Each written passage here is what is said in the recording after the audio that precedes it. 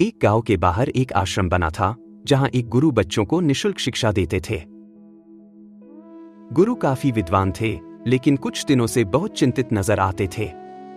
उनके कठिन प्रयास के बाद भी उनके विद्यार्थियों के अंदर वह ज्ञान विकसित नहीं हो रहा था जिसकी उन्हें अपेक्षा थी। फिर भी उन्हें एक ऐसे शिष्य का चुनाव तो करना ही था जो आगे चलकर उनकी जगह ले सकता।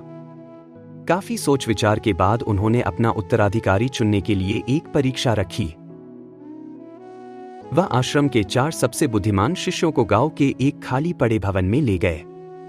उन्होंने अपने शिष्यों से कहा कि भवन के दरवाजे पर एक पहेली लिखी हुई है। जो शिष्य उस पहेली को सुलझा लेगा वही दरवाजा खोलकर अंदर जा पाएगा।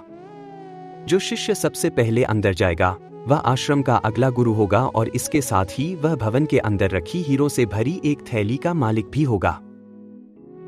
गुरु की बात सुनते ही 3 शिष्य दरवाजे पर लिखी पहेली को पढ़ने लगे और फिर उसे सुलझाने के लिए गहन चिंतन मनन में डूब गए। लेकिन एक शिष्य चुपचाप एक पेड़ के नीचे जाकर बैठ गया।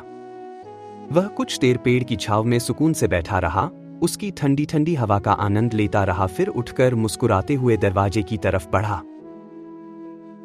उसने दरवाजे पर लगी कुंडी खोली और बिना किसी परेशानी के अंदर चला गया। मतलब दरवाजे को खोलने के लिए किसी पहेली को सुलझाने की जरूरत नहीं थी। वह तो पहले से ही खुला था, लेकिन बाकी शिष्यों ने इस पर ध्यान नहीं दिया। वह तो पहेली में उलझ गए थे। जीवन से मुक्ति और मोक्ष का दरवाजा भी इसी तरह हमारे लिए हमेशा खुला हुआ है, लेकिन हम जीवन की परेशानियों में इस तरह उलझे हैं कि उस दरवाजे को खोलने की कोशिश ही नहीं करते हैं।